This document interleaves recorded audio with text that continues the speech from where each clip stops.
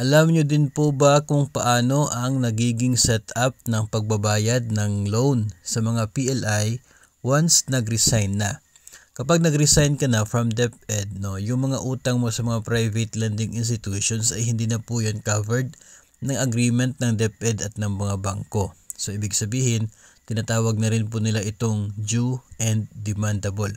Kasi nag-apply ka ng loan, covered ng agreement nila with DepEd, lumabas ka sa DepEd, edi hindi na po yung covered ng kanilang agreement dahil hindi ka nasakop ng DepEd. So magiging due and demandable yung loan applied under the DepEd agreement. So ang mangyayari po, yung setup sa pagbabayad ay nakadepende po sa maging agreement ninyo.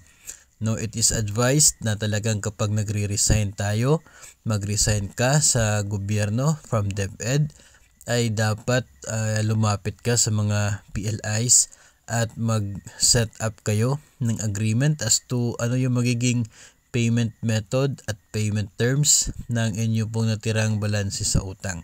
May mga division offices na nire-require ang agreement na ito as part of your requirements para pirmahan ang clearance ninyo upon your resignation. So mahalaga po yan, and hindi po natin alam kung ano po yung magiging usapan ninyo. So depende na lamang po kung ano po mapagkasunduan ninyo at ng mga bangko. Maaari magkakaiba ito sa iba't ibang banks, kasi depende na rin po sa policy nila.